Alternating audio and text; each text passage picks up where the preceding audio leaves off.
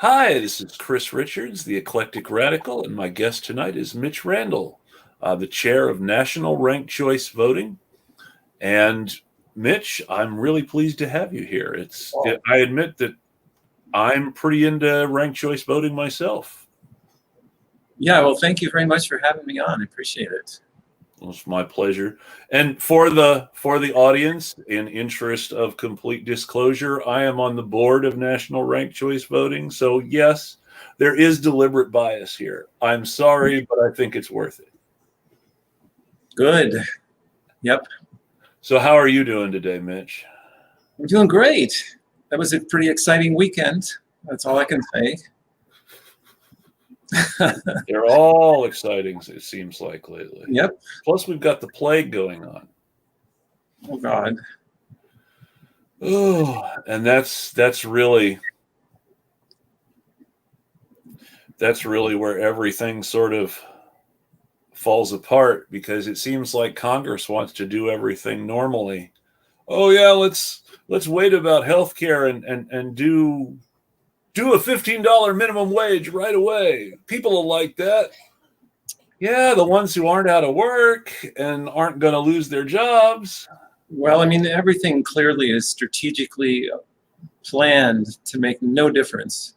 Or, really, that's basically the bottom line. No money's going to come out of the wealth class into the working class, period.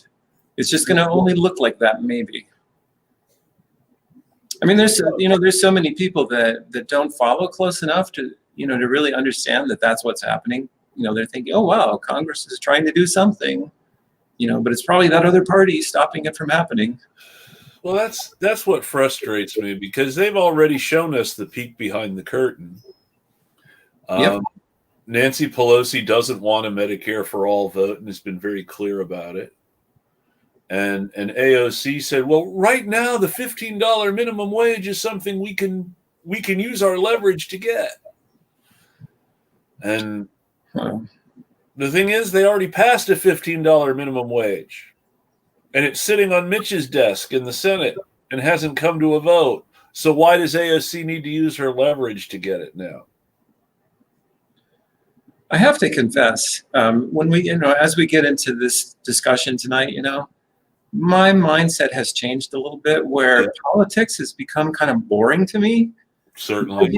The whole thing it's just a big cluster. And sure, following the minutia, really, it seems it's been a little diminished for me now that I have kind of a bigger picture of what it seems like to me, a bigger picture.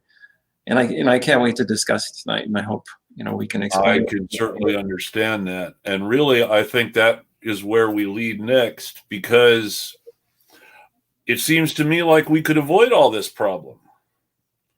Like we could just, in theory, we could just elect, 500 Congress people who are for Medicare for all, or whatever 70% of 500 is.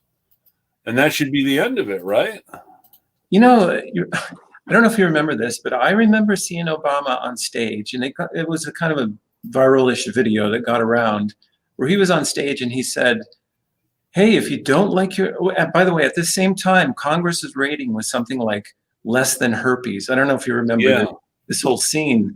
And then Obama was up there on stage basically shaming voters. And he said, if you don't like your senator, if you don't like your congressman, vote him out. Well, that's not possible. You can't do that. If you're a Democrat, what are you going to do? Vote for the Republican? If you're a Republican, you're going to vote for the Democrat? Like, you're stuck. But I mean, what you just said is let's get in who we want. Well, sorry, you can't. It's true. Yeah. I would have loved for not even Howie Hawkins. Everybody knows about Howie Hawkins. But I live in Oregon. Oregon has the original OG Progressive Party, even before Bernie's. And the reason the National Progressive Party stopped for a little while is that the Oregon Progressive Party said, hey, you can't start an Oregon Progressive Party here. We are already the Oregon Progressive Party. You can talk about joining us if you want, I suppose. And that sort of stopped the National Progressive Party people in their tracks. And they've been wrangling about the name ever since. I don't know if they finally got it sorted out or not. Well, definitely, it's kind of a country surprise that up in the northwest there is such a group of progressives. I mean, they really are. Well, they nominated Dario Hunter, who was not Dario Hunter. Yeah, no, that's right, Dario Hunter, who was the losing Green Party candidate in their primary. Oh. And the Oregon Progressive Party nominated Dario instead of Howie, as sort of a well, we kind of like this one better. Yeah.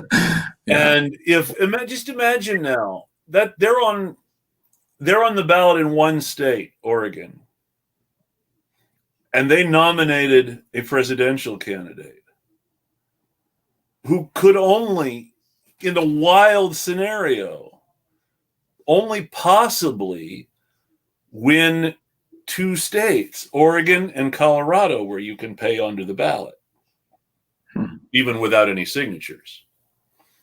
So what's the point of only running a presidential candidate in 2 states? Yep. And Dario wasn't even on the ballot in the other 48. Howie was at least on the ballot in what, 33, something like that? Well, I mean, so it's so crazy to me that you barely can have a discussion about politics without pretty much bumping straight in to the voting system. Just the voting system, you're stuck. It just. True. I mean, we know for sure. Let's say your life depended on it. Wouldn't you guess that either Trump or Biden was going to win? Like, we would guess, yeah. Yeah, I mean, we know that. Everybody knows that. So of course, it really is a wasted vote to vote for a third party, right? Unless you're trying to do some other strategy, like get them up to 5% so they can do something in the next election. But it's not like you really think that third party can win. Like, we're bumping up against this like constantly. So I will say that in the rush of, well, these are the 2 worst candidates ever. Oh, I really, really did think that the Green Party could hit 5%. Yeah. And instead they did worse than ever. Exactly. And it's just well, I mean, I think that the not Trump vote was really strong. And I think and that was the real problem. We had record turnout driven by the Trump vote and the not Trump vote. Yeah, right. And there was all the shaming that happened in 2016, like that got, so many people are they're blackballed or whatever. It clearly affected Bernie. Oh yeah. I mean, his dropout, the only way I can think about it is that he internalized all that. So how do we escape that? I mean, everybody knows what ranked choice voting is. Well, actually, I have fond memories of the first time you and I really talked, because how we kind of positioned it in our discussion, how it came out is we actually brainstormed, how are we going to get out of this? Because if we don't do something, 2024 is going to be exactly the same. They're going to be 2 absolutely terrible candidates, one for Republican, one for Democrat, and there's going to be a bunch of third parties everyone knows can't win. And then, of course, the corporations own Democrats and Republicans, and every policy that everybody wants, it's still going to be the same. It's still going to be Medicare for all. We all still want that. We all, and we aren't going to have it by then, guaranteed. We're not going to have any list of, policies that actually help people, which inevitably means some kind of money is going to come to people, and it's going to come from the wealth class. So none of that's going to happen. And that's where we're going to be standing in 2024 unless something changes. So you and I had that little discussion, like, okay, so what would we do to change it? And we went through all these possibilities, just outright brainstorming. And I have fond memories of that, because we really went like, what about a general strike? Okay, well, what does that accomplish? How do you organize that? And we went through all those scenarios, and we finally came around to, we have to get rid of first past the post. What I call one mark voting or pigeonhole voting. the idea that when you go into the ballot box, and by the way, in Colorado, you're right, Chris, there was like 10 or 15 presidential candidates on my ballot.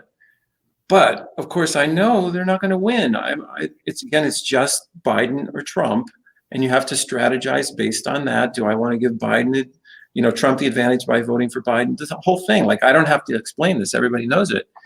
And that's where we're stuck. And if you don't change that system, that first past the post one mark pigeonhole voting, if you don't change that, 2024 is going to be a repeat. And there really is no other plan. And I've made the bold statement on Twitter, for example. I've said, hey, join breaktheduopoly.org. We have the only plan that'll get us out of this oligarchy. And I say to people, like, and if there's a second plan, tell me, because if it's better, I'll switch in a heartbeat. I don't care what it is. I want the best plan to get out of the oligarchy. And no one's come up with anything. That's it. I mean, for a general strike to work, you'd almost have to say, well, we demand a completely new government. And then somebody says, well, who's going to be the government? And then you're back where you were before. And what are you going to do? Have a new constitutional convention and let the Proud Boys hijack it? Well, yeah. I mean, actually, for a while, I was like, Bernie was talking political revolution. And when he dropped out, I was like, revolution. Mm-hmm. But, if you think about that a little further, you realize the people with the most guns are going to win. Well, so I will say that that's not necessarily how it works. Well, I'd like to hear. There are a series, there are several very famous revolutions where no one got hurt. Okay. Most notably, the collapse of the Soviet Union. They sent the troops in the tanks to kill the protesters, and the general in command of the troops would not give the order to fire. Wow. Yep. It's like they actually stole a scene in V for Vendetta almost from what really happened when the Soviet Union fell, when the colonel won't tell his troops to shoot, and he doesn't know what to do because he's used to authority telling him what to do. And the same thing happened, is he didn't have the guy in charge on the ground didn't have the nerve to tell them to kill a bunch of Russians, right, in a Russian city square, that they were supposed to defend the homeland. You don't kill your own people to defend the homeland. I remember Chris Hedges saying exactly that same thing. He said the revolution is really over when the military sides with the people. Basically, that's when, if they put their arms down and say, we're on your side, boom, done. And that's what happened in Portugal when fascism fell, is that a group of young officers in the military, knowing that the president was on his last legs, formed a group to overthrow the country, and they were getting ready to fight a war. But the military ended up mostly on their side. The senior officers really were in no position to do anything without someone to tell them what to do. And the people of Portugal came out to greet the soldiers who were overthrowing the fascist government with big bunches of flowers. Huh. And they called it the Carnation Revolution because people gave the soldiers so many flowers when they overthrew the fascists. Huh. And again, they did it without anybody really getting hurt or killed. No, it does get back to what you were saying, though. Then you don't. Who are you going to put in power now? So what voting system do you use, and who decides what voting system? Because you don't have people in power yet. And that was what happened in Portugal. Is there was a while where they were trying to decide, well, what are we going to do? Are we going to hold liberal elections? Are we going to declare a Soviet republic and start forming workers' councils? I mean, what are we going to do? And during this period where nobody knew what they were going to do, there was this wonderful little period of anarcho-socialism where the workers locked the bosses out of the factories and ran everything themselves, and it was really kind of beautiful. But in the end, the powers that be decided to hold parliamentary elections. the really socialist leader of the group did not win in his attempt to become the new president, and his party did not win enough seats for him to become the prime minister, and so it ended up being another liberal democracy. Which, of course, a liberal democracy means that it's really the people with the money who are in charge. Like here. You are a wealth of information, by the way. I don't know how you know all that stuff, but that's very cool, I have to say. But on the other hand, like, it's not exactly a plan, is it? It's you can't really orchestrate that exactly. It's a little bit organic, and then the outcome is a little bit more chaotic, right? You can plan to overthrow the country, but you can't guarantee no one will get hurt. That's right. Yeah. I mean, let me lay this out for you, because I mean, this is why I call it a plan, and there's very few other things I would call a plan. Like, you know, a lot of people have their favorite policies they want. They want Medicare for all. They want, you know, whatever, you name it. They, you know, people want free college or whatever, or they want to take money out of politics, or they want to get rid of the Electoral College. Well, what's the plan to do that? How do you do that? Well, most everything that you can think of, the plan to do that is go tell your politicians to vote for it. Or go vote a politician in who's going to do it for you. It's all this representative democracy thing where I want something, so I vote somebody else in, and then they're supposed to do it. But I'm going to vote them into a party that's completely taken over by corporations, and then I'm going to sit there and beg them to do something for me and expect them to do it. That's not a plan. Or I'm tired. Let me say I'm tired of that plan. We've proved for the last 40 years that plan doesn't work. The last time that plan worked, Lyndon Johnson was president. Yeah, I mean, it's nowadays it ain't a plan. That's not what we're going to do. I don't want to sit there and beg politicians to do something for me. It's not going to happen. So what makes this a plan? And we haven't really laid the whole thing out here, but basically, you know, let me just lay out the steps. So we're here in complete oligarchy, and we're tired of it. We want it over by 2024. That's pretty ambitious, but yet very doable. So how do we get from here to here? It's that voting system. The voting system locks us into that oligarchy because the two corporate parties completely owned by corporations. Yeah. And it's going to be one of those two corporate parties because of the voting system. So the idea is change the voting system. So here's where the plan comes in. It's actually possible. I believe we have a small technical difficulty for Mitch. I think he's coming. Okay, we're good. Oh, okay. Sorry. No worries. Yeah, it happens. No, it's so I built some space. I was getting to the good parts. The CIA, they did it. Yeah. Yeah. No, what I was going to say then is we got to get rid of that voting system if we're going to not have an oligarchy. That's what's stopping us. That, in fact, that's what's between you and every policy you want, is that voting system. But so here's what makes it a plan, though. People power can get the voting system changed. So that's the trick. We could do referendum and this thing that we call the Interstate Compact that makes this ranked choice voting sweep through all the states. So 26 states have referendum. That means citizens can actually just go sign a petition, but the petition isn't to petition your politician to do the right thing. The petition is to get your bill onto the ballot as a ballot issue. Then you can vote it in and it becomes law. That's exactly what Maine did. That's exactly what Alaska did. And those two states got ranked choice voting. And by the way, a bunch of states did that with marijuana legalization. Yeah. Said, sorry, politicians, we're tired of asking you to do do the right thing. We're going to do it for you. So there's 26 states that allow that. And then we have this interstate compact, which, by the way, 26 states, we can do that by 2022. We could get all 26 states by just sheer people power. We could get them to adopt national ranked choice voting.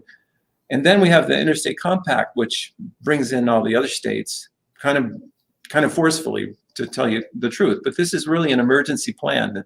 The idea here is that we have a plan that between now and 2024, we're going to get ourselves a voting system that can get in real representatives in a democratic way. So when they get in, whoever it is in 2024, they can do whatever they want. They can change the voting system to approval voting or whatever they want to do. It's worth mentioning, while I'm not sure or not about all the other states on the list, One of the states on the list that has referenda is California, and it would really be a big deal for California's electoral votes to be in play and not automatically go to the Democrats. That's right. Absolutely. You know, I'm going to mention this other thing that just everyone should just know as kind of a background, because it really kind of sets the stage. And it's that work you and I are doing. So Chris and I are writing a paper where we took all the elections since 1860. So in 1860, the Republicans stepped in and they took over the Whigs. Did I get that right? So, sort of. Yeah. So after let me get my history sorted. So you have the Mexican War. And during the Mexican War, the Whigs lose a whole bunch of House seats because they opposed the war. And they actually did things like try to block war funding and things like that. The same way the Federalists did back in the War of 1812. And in both cases, it ruined the party. The Whigs did elect a president after the Mexican War, Zachary Taylor. But of course, Zachary Taylor was a Mexican War hero. So the party that opposed the war won with a Mexican War hero. Okay. And Zachary Taylor was a very strong and promising president. I'm not going to go into all the awful personal details about him, but he was a very strong and promising president who used forceful energy to stop his fellow Southerners from seceding, and basically telling people at one point that if they actually tried to secede, he would lead the army himself south personally and hang everybody he could catch. And because he was a hero of the Mexican War and had won a whole bunch of battles with a very undermanned and outgunned army, people kind of took that seriously. But then he ate too many cherries and drank too much iced milk and died. And his vice president who took over, John Tyler, was a horrible person. And was a Democrat and a Jacksonian who didn't agree with, not Tyler, sorry, Millard Fillmore. Tyler was Harrison. Millard Fillmore was a terrible person who, while he was a Whig, would later go on to be the know-nothing candidate a few years later. The American Party. And so the Whigs were starting to fall apart almost as soon as Zachary Taylor died. And in the next election, the Whigs ran Winfield Scott, who lost, another Mexican War hero. And Winfield Scott lost because Millard Fillmore, who had been Zachary Taylor's vice president and the succeeding president, ran on the American Party and split the vote. And then after that, you had the really awful James Buchanan versus John Fremont race, where the Whigs pretty much didn't exist. I'm sorry, I've got that backwards. Millard Fillmore ran against Buchanan. But anyway, the Whigs lost. Very close election to... See, I'm not always right. You had me. Yeah, the Whigs lost a very close election to Franklin Pierce, who was a one-term president and did not run for re-election. Instead, his Secretary of State, James Buchanan, ran. And that was when everything started to fall apart. The wheels came off the horse. The Whigs did not run a presidential candidate. Instead, there was the American Party, which was the result of the Know Nothing movement. And they were basically anti-immigrant, anti-Catholic, which is hilarious. The Mexican War created the first where we added a bunch of Catholics to our country, created the first big anti-immigrant movement. And yet this anti-immigrant, anti-Catholic movement was started not by immigration, but because we forcibly added a bunch of Catholics to the country. And that's where a lot of the immigration debate starts, even though there was no real immigration issue at the time. We suddenly added a bunch of people who had been Mexican citizens and were Catholics to the United States against their will. And as a result, we were worried about Catholic immigration. Now, you're right. You're right in the 1850s, right? This is where all this is happening. This is the 1850s. Yep. John C. Fremont was the first Republican nominee. He was a military hero, but not exactly a war hero. He was the pathfinder of the West. You're in Colorado, you know about Pikes Peak. Zebulon Pike and John C. Fremont were the Army topography engineers who explored most of what is now the western U.S. after the Mexican War and slightly before it. And Fremont's only real involvement in the Mexican War was helping California to secede from Mexico. After which, ironically, the U.S. invasion of California ended up fighting the Army of the Republic of California, which it very quickly defeated, and then in the treaties to end the Mexican War, annexed California along with the rest of the territory they took from Mexico. This is all leading to 1860, right? This is. So Fremont lost because of Fillmore's presence in the race, and Buchanan won. And until Richard Nixon and Donald Trump, James Buchanan has to be really close to our worst president ever. Okay. Because James Buchanan absolutely failed to come up with any possible way to head off any of the BS that led to the Civil War.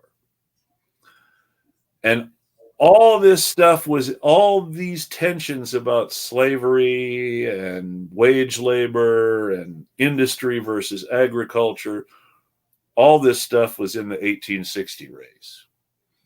In 1860, the Democratic Party split into two and ran two different candidates.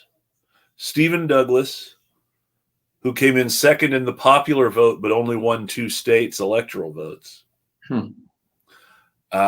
John C. Breckinridge was the other Democratic candidate who came in third in the popular vote, but took all of the states that would eventually become the Confederacy and a couple more. And, of course, Abraham Lincoln, who won all the other states, except for Kentucky and Missouri. Kentucky and Tennessee, I don't remember. But one state was won by the Constitutional Union Party. And the Constitutional Union Party was an attempt to keep the Whigs going that had the worst possible slogan.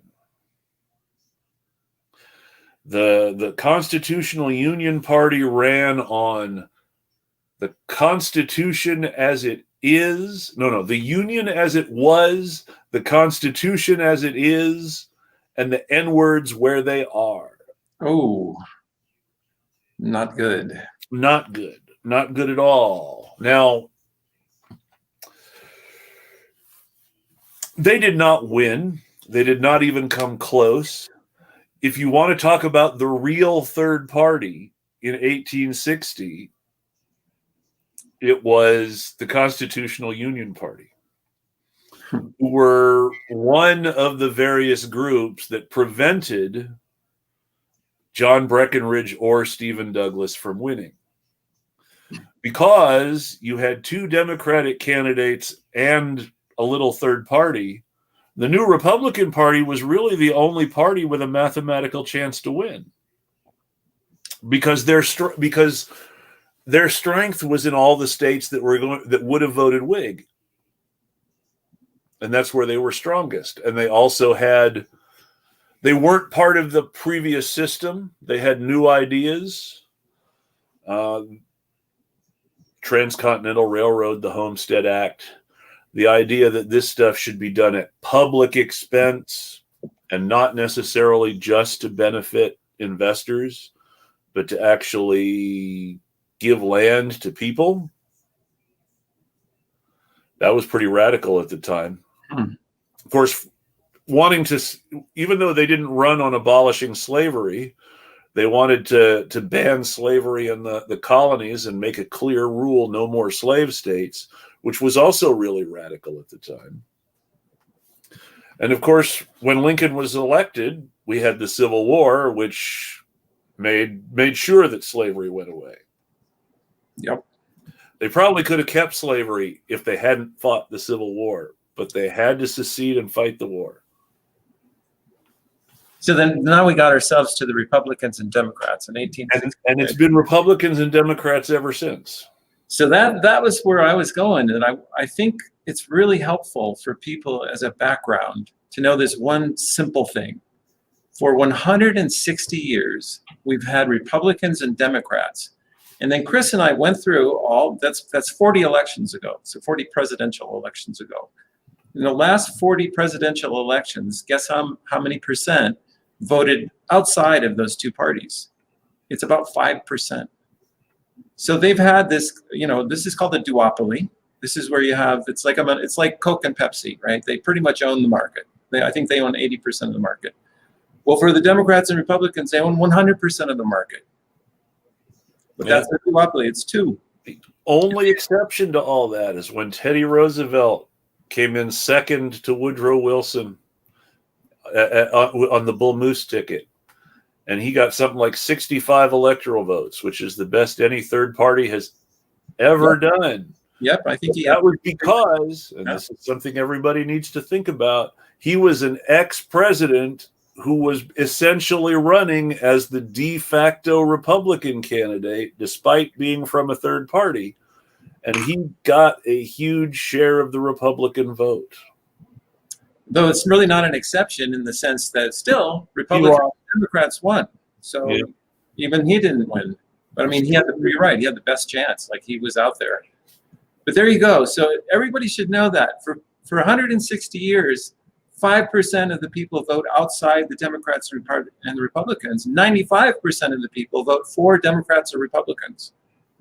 So that's what we're up against. So when somebody says, they come up to you and say, we need a third party. Let's build a third party. Well, then you go, all right, if you make it past, good luck. You have a 95-point disadvantage. That's really the bottom line here. That's what's gone on with this voting system.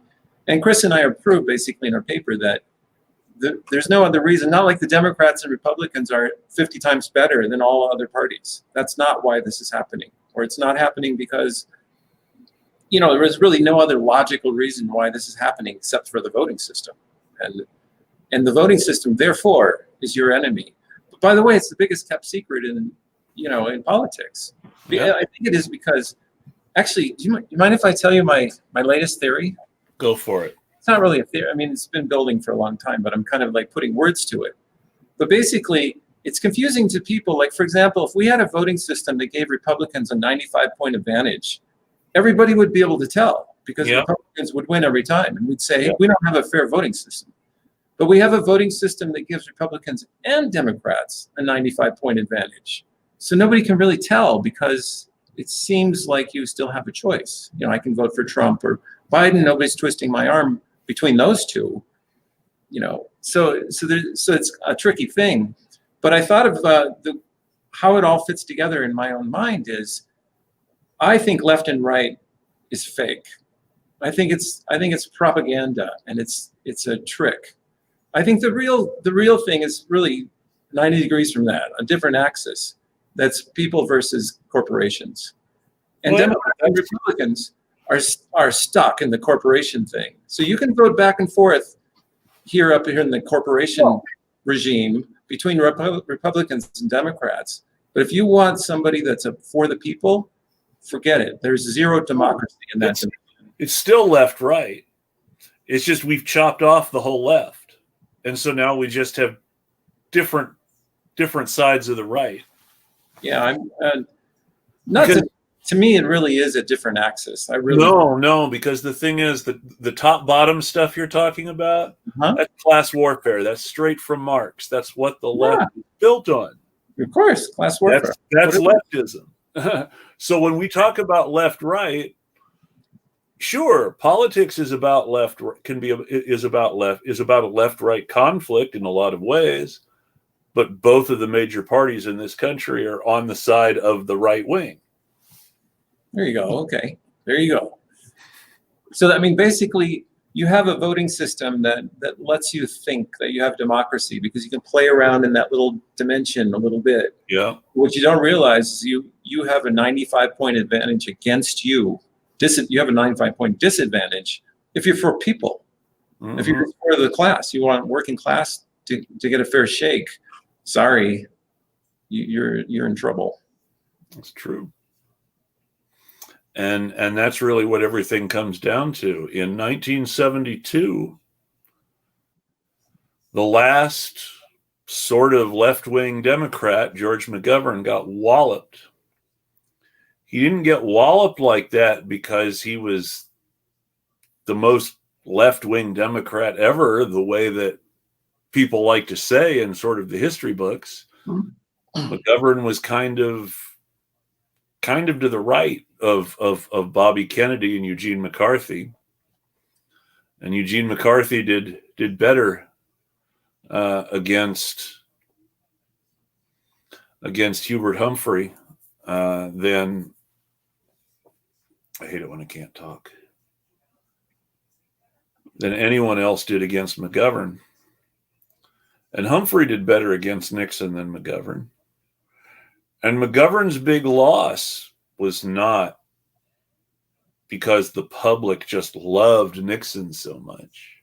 Mm-hmm. I mean, Nixon was actually reasonably popular, and there were reasons that he was favored for re-election, but nobody expected this huge landslide, and the huge landslide happened because the Democrats deliberately shafted their own nominee. The famous line that Nixon kept repeating over and over again: acid, abortion, and amnesty. These are the things. All McGovern is for is acid, is abortion, acid, and amnesty, or amnesty, acid, and abortion. I can't remember the right order, but those were the three. But that wasn't something that some Karl Rove mentor came up with. That wasn't something that Lee Atwater wrote for Nixon. That wasn't something that Pat Buchanan wrote for Nixon. That was something Tom Eagleton, the man who would be McGovern's first running mate and who would get dropped from the ticket because it turned out he had electroshock therapy to treat post-traumatic stress from World War II. But Tom Eagleton gave that line to a reporter almost immediately after the Democratic convention, despite the fact that he was McGovern's running mate. So that's what we're talking about. That's how much the party was against McGovern. His own running mate handed a line to a reporter that would become Richard Nixon's go-to attack line. Do you think he did so knowingly? Is that what you're saying? Eagleton is also the co-sponsor with Biden of the Biden-Eagleton Amendment, which stopped mandatory busing. So I'd say there's a fairly good chance that Eagleton did it on purpose. He certainly wasn't. He certainly didn't feel the need to talk nice about his party's nominee, despite the fact that he was the running mate on the same ticket. Well, I mean, for 160 years, we've had a voting system that does this, and presumably they did for how many years, Well, so with the Democrats, 73, which is the very next year, is where it really starts. See, from I'm not going to get the years right. Before World War II, and for a little while after, America had a socialist party. the Socialist Party of America. We have a Socialist Party of America again now, too. But the original Socialist Party of America was not a huge deal, but a big enough deal for a little while that everybody knew who Eugene Debs was when he ran for president. Mm. Other people took it over.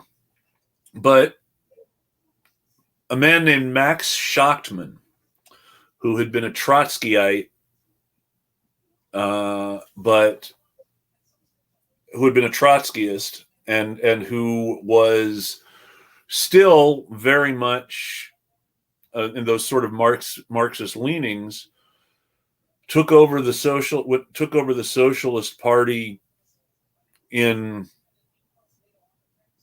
the 30s during the Depression, and realized that you couldn't really beat the Republicans and the Democrats. And so Schachtman put together a plan that was basically to run in such a way as to force the Democrats to move to their own left. Sounds familiar. It worked while FDR was president. Mm-hmm.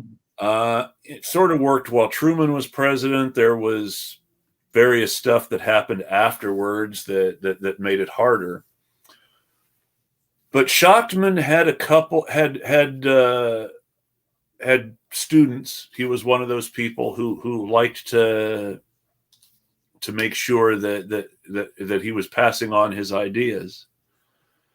And one of those students was one of the really,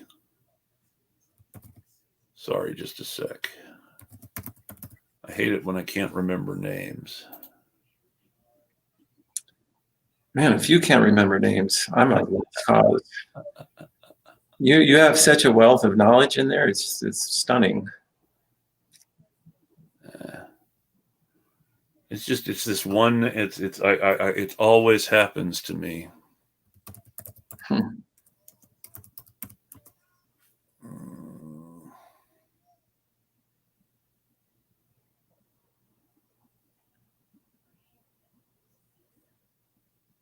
Anyway, Okay. so you had I can't find the names I'm looking for, which is frustrating.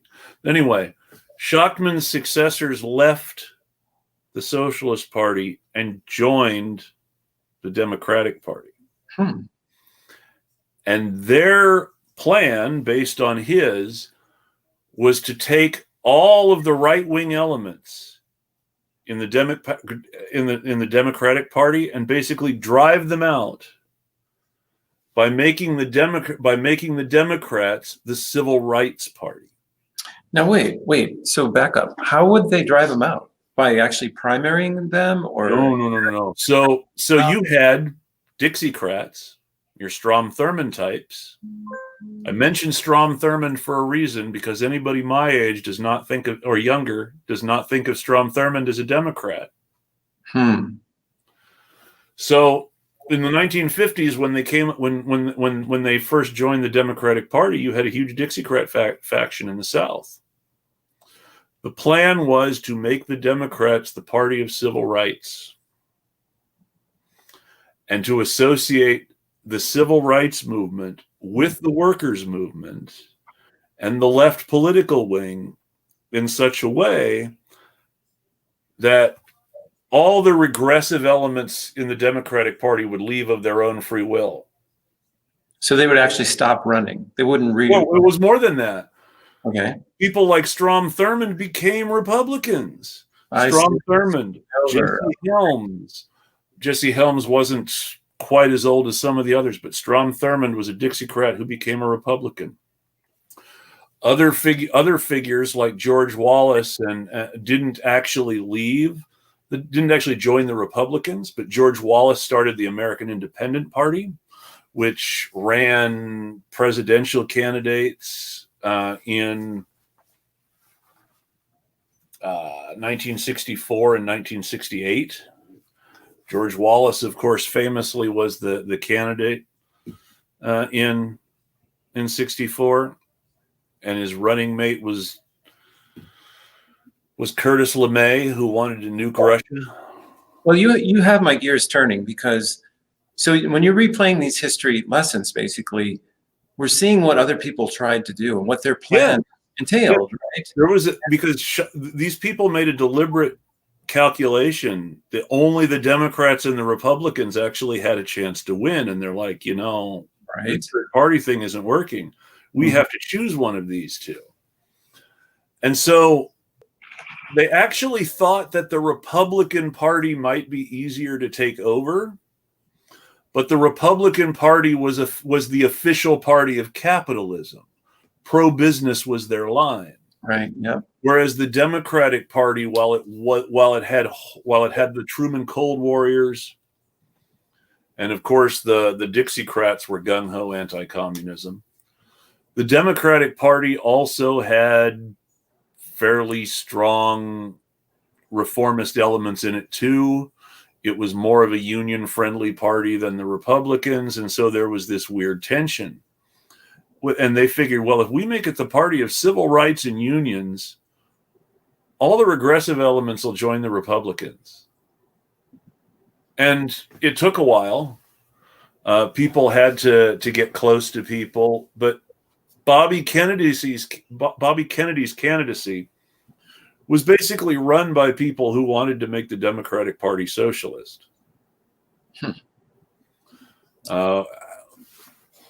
Bobby Kennedy's platform was very much like Bernie Sanders' platform on 90% of the things, and Bobby was a little left of Bernie on Israel, probably because he was Catholic. Right. I mean, seriously, it's fascinating that. I mean, so we have 160 years of history of every possible attempt. By the way, what you're describing reminds me of what happened this weekend, right? We trying to move people left, or trying to, expose people, and trying to, from the outside, trying to shift things. And it really... Well, so the thing to remember is they succeeded. They took over the party. The all the Dixiecrats did. They converted Republican. Right? They were either beaten by more liberal Democrats in primaries, or they were beaten by more liberal Republicans in general elections, because some of the Republicans were getting smart about civil rights. And when this shift happened, you have 68 and 72. 72 was supposed to be the year that they won everything, because all the regressive elements had gone to the Republicans, and their civil rights and workers alliance should have conquered, right? So instead, what happens is that all of the big military contractors who had been involved in the Vietnam War were naturally against the peace candidate McGovern. Right. And the big defense corporations had been important to the Democratic coalition that won under JFK. Remember, JFK ran as a Russia hawk. Regardless of whether we remember him as a liberal or not, JFK ran for president to Nixon's right on Russia and hammered Nixon on the missile gap. No, I wonder, I'm going to pick your brain, because you know so much about all this stuff. I mean, what do you think would have happened if we didn't have first past the post voting that did that, force there to be two parties? And instead let's say a third party can win now, because you could just vote your conscience and vote the party you want. What would have happened? It's not just the voting system. Okay. I'm going to take a couple of other countries. It's the combination of the voting system and the constitutional system. So England and Canada have first past the post voting, or rather, I should say the United Kingdom and Canada. But they have a parliamentary legislature, and the executive is chosen from the ruling party or ruling coalition in the legislature. Whoever wins the legislative elections forms the government. Mm-hmm. So, with that being the case, first you have fewer elections. So, and second, your elections have more options, and you don't have to, quote unquote, win the election to have an impact. All the Canadian governments, since ever, I think, have been either liberal or conservative. There's never been a third-party Canadian government. But they pass national health care. The reason they pass national health care is the third party that they did have had enough seats in the parliament, because it didn't matter who ran the government. If you had enough seats, you still vote. If you have a big enough chunk of votes, people can't pass legislation without you. And they were basically able to force legislation that allowed provinces to start their own healthcare systems. Saskatchewan was the first one that actually did it. Now, wait, so do they have single member districts, or do they have a multi-proportional system or whatever? They have lots of ridings, and every riding has a representative in the House of Commons. Okay. Canada also has a Senate, which is like their House of Lords, and which is usually I don't remember the exact system they use. I can't remember. Really, Canadian senators are elected. there's a number of ways to split that, but basically, is it winner take all? That's really the question. It's winner take all. It's first past the post, and it's winner take all. Because it can be first past the post with proportional voting as well, and then you have a different game. That's a different game theory set of. But it's first past the post, but it's first past the post in a system where people are voting for all they're voting for is their representative. You don't vote for prime minister. You're voting for your representative. And so the first thing that you're going to think about is, well, which of the candidates do you like better and why? And it doesn't matter if there are 4 candidates. You're voting for your representative. Well, it hasn't happened a whole lot. Independent candidates have won congressional and Senate races before. We have 2 independent senators right now. And Angus King was elected before ranked choice voting. But we've never had an independent president. In Canada. In Canada, because of the way because their government is formed by the majority party of the House of Commons, but everybody else still gets to vote, smaller parties can have a lot more influence because of the way the legislature works, and people are only voting for their representative. Okay, but I did ask this question, and let's boil it all down here. What would have happened if we had ranked choice voting for 160 years? Well, we might have gotten Debs. Exactly. So, maybe not the earth would have changed, but maybe we would get other parties. You think we would have a healthcare system? Almost certainly. I would think so too. This would be a constitutional change, and nobody can change the Constitution fast enough to do what we need to do. But if we had a parliamentary system, we'd already have national health care, because people would have voted for representatives who promised them national health care and who were in a situation where they don't have a president who can campaign for them. They only really, it's really just them and their constituents. Sure, the party leader can come make a visit, but people aren't voting for anybody but them. They're not voting for the party leader. And so it makes. I think I just lost you, Chris. I hope you can hear me. Hello?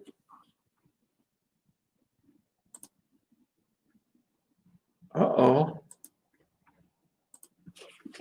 Looks like I lost you, Chris, and I don't know if you can hear me or not, but I'm going to refresh.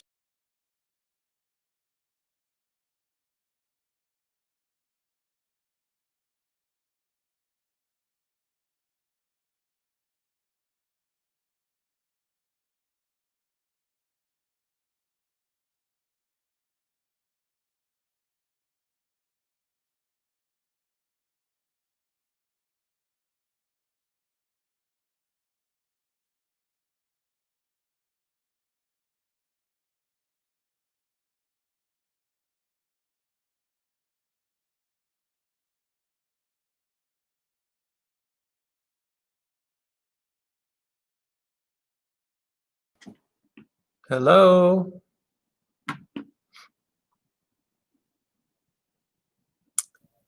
I'm sorry about that. That was my fault. My computer got unplugged and nobody told me.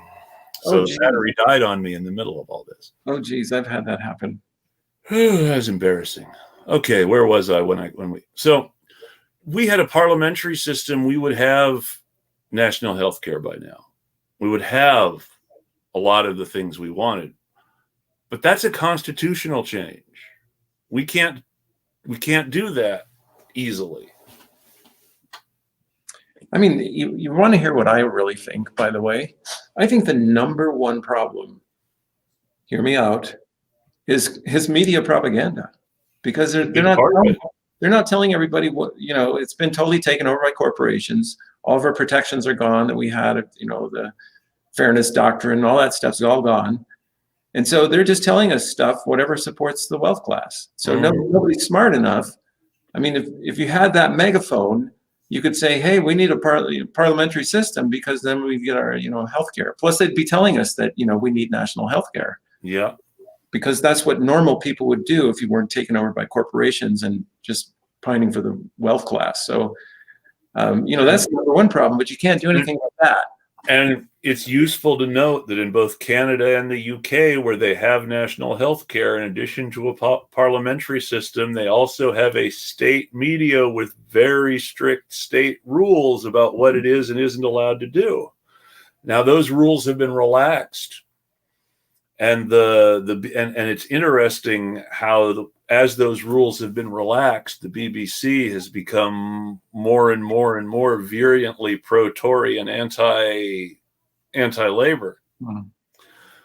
But I mean, they still had those things. If we had a state-owned media, it doesn't sound like the exact answer to our problems either, because it seems like our state is owned by corporations. So now, yeah. But again, that's the point, though. You had a period of time where someone like FDR was able to pass a New Deal. Mm-hmm. Yeah. And it was... there were all sorts of places in history where things could have gone differently, but they didn't. And now here's where we are. Okay, so, and this is a good point. Okay, let's go full circle here. We just, went through history. We've talked about the media and everything. I think we're back where we started, right? We got to change this system as basically an emergency measure, an intervention, a people's intervention. We have to change the system by 2022 so that we can vote in a new party or new representatives in 2024. It doesn't have to be a party. It could be Bernie running as an independent or whatever. It doesn't matter. But we have to do that by 2024. And then they can start to figure out what to do from there. This democratically elected, representatives that we finally got, that aren't just tied to the corporate, corporations. So I think that's where we're at, right? This is the solution. It's pretty much the only solution that really has any chance of working fast enough. Yeah, and that's the other thing is, it's not like 50 years ago when, let's have a 30-year plan, because we're still going to have a plan in 30 years. And that's what it came down to. It was a 20 or 30-year plan to get from Harry Truman to Bobby Kennedy to George McGovern. And Bobby Kennedy got shot and George McGovern lost. Yeah, and in our case, we don't have 30 years. I mean, we're not doing climate change. We're not banning fracking like in post haste. I mean, we're the planet is screwed. We don't have that luxury. There's no chance for a 10 or 30-year plan right now. That's not going to work. We need an emergency intervention. And that's where breaktheduopoly.org comes in, and all we have to do is get people to sign signatures. So it's not like we're asking to change, to move heaven and earth. We just want some signatures, and then we can get referendum ballot issues on there, and then we can vote it in. Boom, then we can vote in real democratically elected representatives and break this cycle. I mean, tell me, let's say that it was Tucker Carlson and Ann Coulter running against, Kamala Harris and Pete Buttigieg. Which one are you going to vote for, Chris? Well, actually, as much as I hate to say it, that really does kind of make it easy. But at the same time, who wants the better of those choices? I mean, that's the whole thing. The better of those choices is still horrific. That's right. I mean, it's going to be the same thing. I don't want any of those four people anywhere near the White House. In fact, in my opinion, I don't know where you stand, but in my opinion, over the last 160 years, Democrats and Republicans have proved beyond any argument that they're not fit to run government. I mean, for one thing, why didn't they put in ranked choice voting or a parliamentary system or something, decades ago? It's because they're benefiting from this, and they're not about to change it, and they can't pretend that they didn't know. I'm not going to buy that excuse. So in my opinion, they're disqualified. I don't ever want to see another Democrat or Republican again. That's my personal opinion. I don't know where you stand, but I mean, there are very few Democrats or Republicans I have time for. Yeah.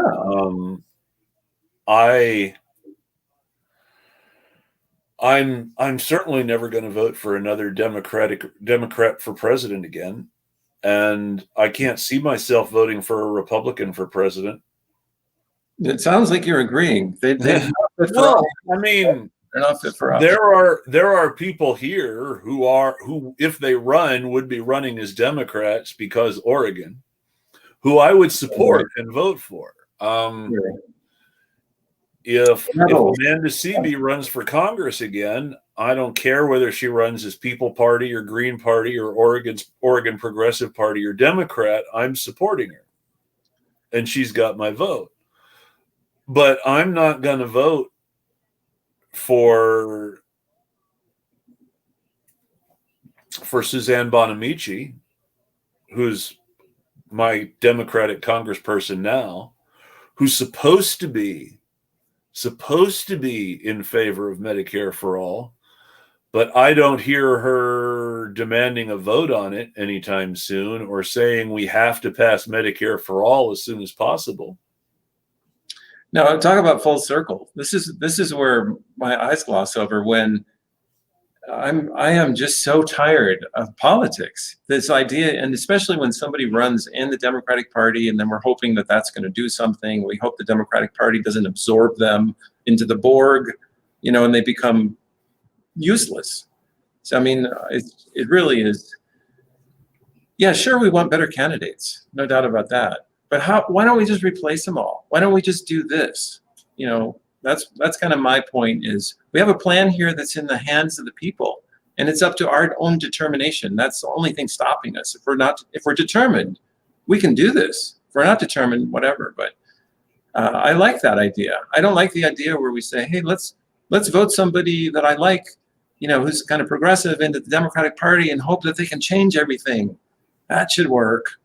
That's just a record that's been, on repeat.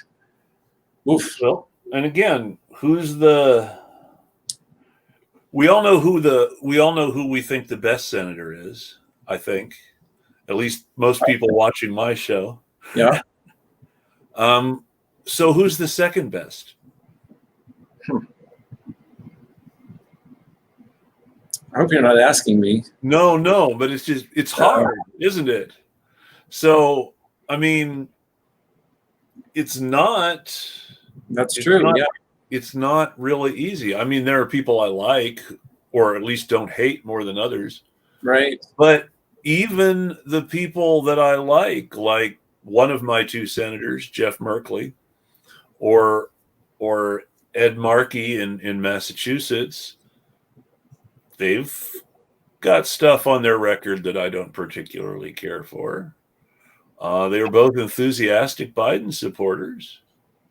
There you go. That's all you need to know right there. Well, that was versus Trump.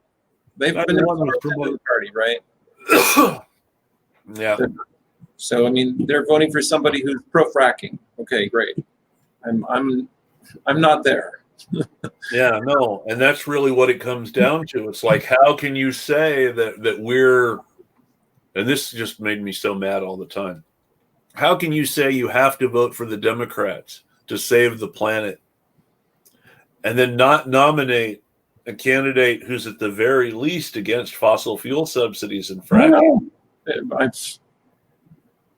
And then to add insult to injury, and also sort of giving away the game, Joe Biden appointed 2 BlackRock Incorporated executives for top corporate spots. Now, BlackRock is an investment company that is the biggest fossil fuel investor in the world and was one of the biggest donors, not the biggest, but one of the biggest donors to Biden's campaign. Biden took more fossil fuel money than any other presidential candidate in the Democratic primary. He took more fossil fuel money than he may have taken more fossil fuel money than Trump in the general. I don't know.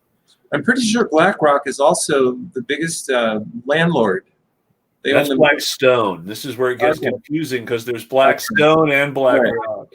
Okay. Blackstone is the biggest landlord. They're one of the really evil private equity firms out there. Yep. Okay, never mind. Well, it wouldn't surprise me if they also were a big donor to Biden, right? It wouldn't surprise me either. Yeah, this is how it plays. I mean, it's corporate owned. We know that. Yeah. At least Blackwater is Academy now, and it's easier to keep them all separate. Hey, there's one thing that we didn't touch on, which was I think is interesting, because if we do have, let's say, all 50 states, and by some miracle, get ranked choice voting, but not national ranked choice voting, but ranked choice voting. There's kind of an interesting thing there is that we still have first past the post in the actual electoral college. Yeah. And so even if we pass regular old ranked choice voting, which believe me would make a world of difference within each state, all the way from city council up to governor, would be great to have ranked choice voting. But you're still going to end up with a Republican or a Democrat in the White House. And in my opinion, and that's because it goes through the electoral college, and the electoral college is a first past the post system. It's good that you mentioned this because they were talking on my ride home on MSNBC about, we need real electoral reform. We need real electoral reform.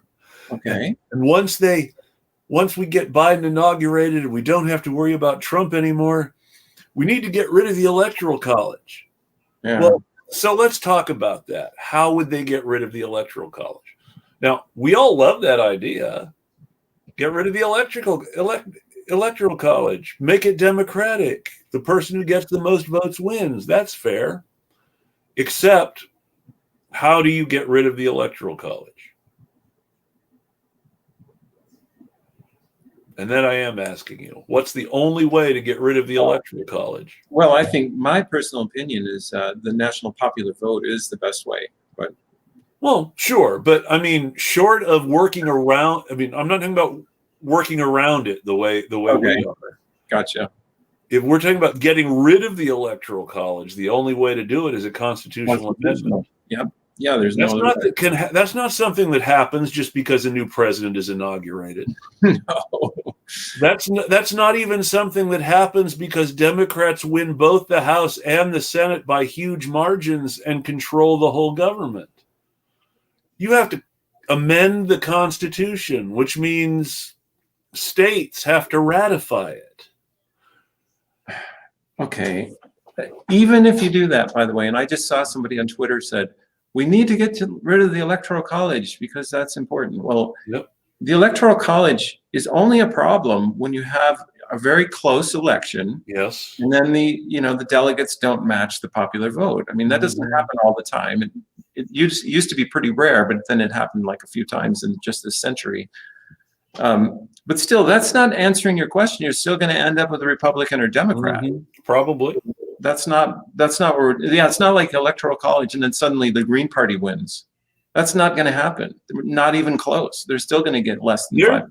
Now, to be fair, yeah, there is an argument that says if you got rid of the electoral college, it would give third parties a significant advantage because nobody would have to worry about voting for anybody but who they wanted to, because they wouldn't have to worry about anybody else coming along and ignoring their vote later. Well, that's I don't know how true that is. Well, that's absolutely false. In fact, on our website, breaktheduopoly.org, there's a little video that says it's based on a bunch of animals. It's got bear, whatever, raccoon and stuff running against the other animals. And they show you, we start out with 7 parties, and here's what happens. A couple parties kind of more than, there's a couple parties that aren't going to get any votes. So on the next election, people are going to go, well, why would I vote for them? I know they're not doing very well. So I'm going to at least try to get, and you can go through this. It has nothing to do with an electoral college. Boom, first past the post gives you 2 parties every time. It has nothing to do with the electoral college. So I don't buy that at all. It's still going to be, in Colorado, there's going to be 10 people on the presidential election list. I still know it's going to be a Democrat and Republican, 100%, 95% chance that that's going to happen. Actually, it's 100%, virtually. And if you control 95% of the votes, then that's 100% chance of winning for the most part. That's right, exactly. So I mean, I don't know who would come up with that argument or who thinks that. But here's another thing. But we're maybe running out of time. I don't know, but. The other thing is there's kind of a confusion about why do we have 2 parties? And people even call it a 2-party system. And they say things like, let's get rid of the 2-party system, as if there's some kind of law that we could repeal and then that would go away. And I've run into this before, and I think it's really important that people understand that the origins of the 2-party system, quote, is just first past the post voting. Well, when you have first past the voting, you get 2 parties. Even beyond that, there was no idea for parties when they wrote the Constitution. Well, there you go. The Constitution doesn't say anything about parties. Bingo. In fact, if you look at the conversations, or at least the letter conversations that people had at the time, there was this notion that there wasn't going to be really any sort of division, that they were going to have this utopian aristocratic republic where the ruling class was just able to decide how things would be and then do it, and people would vote by consensus, and everybody was going to agree because it was in everyone's best interest. Nice. So there was no real thought of any political parties or political divisions. They thought, well, people will run, and people will elect who they like best or who they think is best, and the consensus will take over from there. It almost doesn't matter who's president. Now, people say that all the time now in a bad way, but right. when they were first saying it almost doesn't matter who's president, they meant it in a good way, because everybody was on the same page. Yes. Well, I mean, that makes sense. By the way, when you set up a government, you think the government is us. We're just going to get some of us up there to operate. And it was. I mean, the people who, if you look at the people who signed the Constitution, well, George Washington was the first president. Hamilton was the first Secretary of the Treasury. Madison was the first Speaker of the House. Okay. The very first congressional election in Madison's district in Virginia was 2 future presidents. The only time it ever happened. James Madison versus James Monroe, first ever election in that district for Congress. James Madison won and went on to become the first Speaker of the House. But then they started Washington's last speech, where he talks about he doesn't want the country to sink into factionalism. He's talking about political parties. He's saying he doesn't want the ruling class to disagree with each other. He wants them to get along and rule by democratic consensus. Hmm. So we're a one-party system that develops second parties because of these very small disagreements among the ruling class. The Democratic Republicans and the Federalists formed opposite camps in Washington's administration because the Democratic Republicans were opposed to Hamilton's fiscal plan. Pure and simple. Mm-hmm. They didn't like the bank. They didn't like the Coast Guard. They didn't like the way tariffs were going to be handled. It all seemed like Hamilton was taking too much power for the presidency. They didn't like it. And so they did their thing and started an opposition party. And that then became the basis of politics for all of Washington's second term and all of John Adams' presidency, is these small disagreements.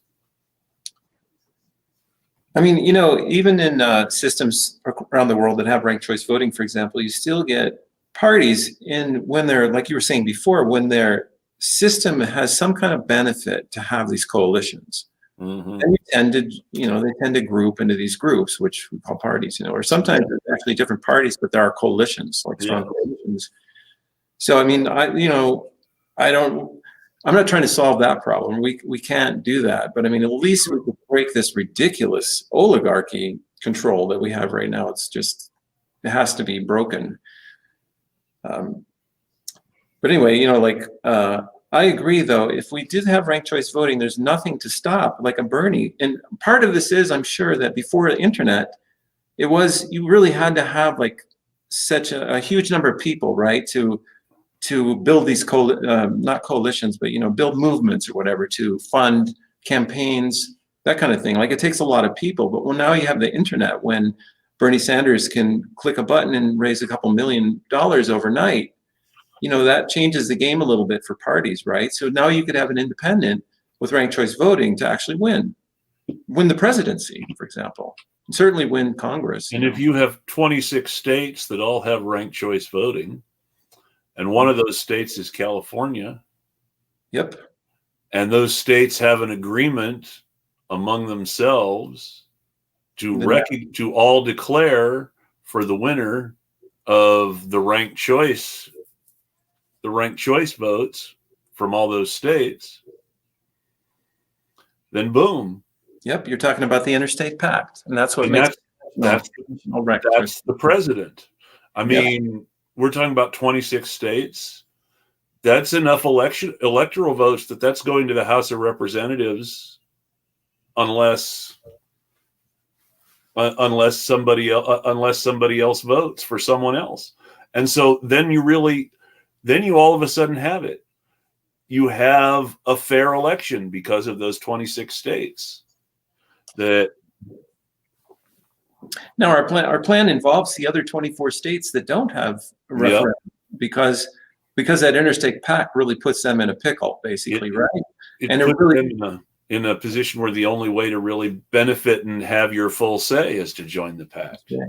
Now, we've been talking to a fella from Connecticut, and he's really involved in the Connecticut politics, and they don't have referendum. And he's telling me that they're actually been toying with ranked choice voting, and there's, it's not completely out of the question, because there are some people in the Democrat and Republican parties that actually would back it. But if you add to it the fact, the fact that there's going to be 26 states in that interstate compact, that really is a big incentive, and that could really help to leverage, let's say, Connecticut. So I believe, and if you could do that, and this is what our plan is, this is what we're driving to do. We're not just going to take signatures for referenda in 26 states, but we're going to take signatures in the remaining 24 states. So all 50 states is what we want to do, because we want to try to get those states that don't have referenda at least push their legislatures to go this way and explain to them why. And if we can get the national conversation shifted to how important this is, we can start. People could say, "Hey, why aren't my congressmen for democracy?" Because obviously, first past the post system there's no democracy, and we want democracy. You know, I mean, I'd like to get that kind of pressure going, you know, with a movement and with some influencers that are talking about it, you know, and making everybody aware of what's going on. But I mean, so in other words, yes, the 26 states have some pull, but we could actually get enough states. We could have 270 electoral delegates.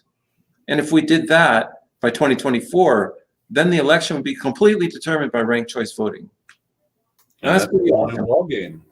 A whole new ball game. I mean, for sure, we wouldn't have to choose between, you know, Tucker Carlson and Kamala Harris. We could actually vote third party. It's just a matter of having it's just a matter of having a candidate who's actually good. That's right. One thing I really like about ranked choice voting is it's really hard to have voting strategy with it. And so it really leaves you with really the only choice is to just rank the people by your preference.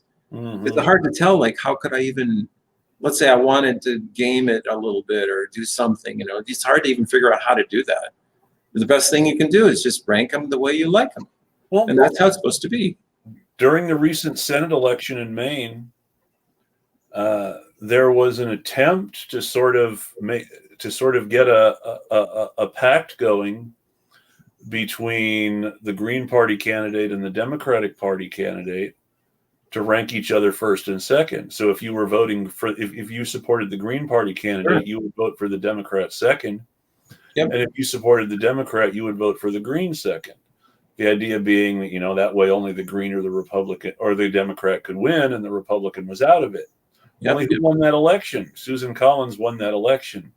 And Susan Collins won that election because first, when the Green Party candidate was not invited to the last debate, the Democratic Party candidate spread a rumor that she had dropped out. Despite the fact that they supposedly had a pact, first and second. And then, before ranked choice would have kicked in, before we knew what the vote totals were going to get to, the Democratic candidate conceded to Susan Collins before all the vote counting was done. Oh my. And basically deprived herself of a chance to win on the ranked choice ballot. Huh. Oh boy. Well, if we look at, you know, this thing that happened this weekend with Jimmy Dore and AOC and like, you know, trying to force our politicians to, you know, like either get off the pot or, you know, make up their mind, right? And have the opportunity to expose them, maybe primary them, which by the way is a long-term plan. I mean, if you expose your congressman is actually not really for Medicare for all, then you're going to be maybe voting against them in 2022 if they run, you know, primary them. So I mean, there's a lot of moving parts in this plan, and let's say that it's really radically successful, and we have now 5 new AOCs, you know, type people or something in Congress, which is, I think, an outside kind of like best hope. I'm just throwing that out there. I don't know. But here on the other hand, and I'm not putting that down at all. I'm just saying, like, but boy, when I hear that and I think, how about if we get ranked choice voting by 2022? My God, we could just completely change the whole landscape of politics forever. And I mean, it'd be such a major change. So, you know, that's what keeps me going, by the way, because, you know, this isn't exactly easy. But actually, Carl, one of our partners, in our whole thing, he tells me, Mitch, you can't stop because people are going to die. And that's really true. I mean, seriously, we have to do something to get the policies we need. We're killing 68,000 people a year because they can't afford health care. Where, you know, how many people are being killed overseas because we don't just stop bombing. That's all we have to do is stop bombing. How about that? Yesterday, we went over 300,000 dead people from COVID. Exactly. I mean, all this stuff is happening because we have representatives that we can't vote out, and they're completely owned and operated by the wealth class. And the wealth class just wants to make a profit. The wealth class is just a whole bunch of individuals all just looking out for themselves. And there's no one entity there that's going to say, oh, look out, we're going to ruin the planet. There's not enough organization there. Everybody just says, hey, I want my yacht, so I want lower taxes. And I want to sell more fossil fuels because I want a bigger yacht. That's all it is. And that's going to continue to happen until we intervene. And here we have a plan where people can intervene. So damn it, we got to get off our butts and we got to intervene. I agree. Yeah. And I think that's the best place for us to wrap up, folks. I think we ought to get off our butts and we really ought to do something. And Mitch, thanks for coming on and telling us what we can do. I appreciate it. Yeah, everybody should know that they can come to the National Organizing Call every Wednesday. And we send out an email about that. And you can find it if you go to our webpage or just sign up for the newsletter and you get invited. But if you want to actually get off your butt and do something, welcome to the phone call every Wednesday.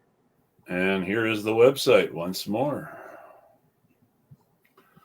That said, folks, I appreciate you joining us. Mitch, I really appreciate you coming on. Thank you so much, Chris. Really appreciate it. Totally my pleasure. Totally my pleasure. Great talk. And I hope everybody has a great night. I'll tweet at you, folks, and stay safe. Have a great week. I'll be back on Saturday night with Niall.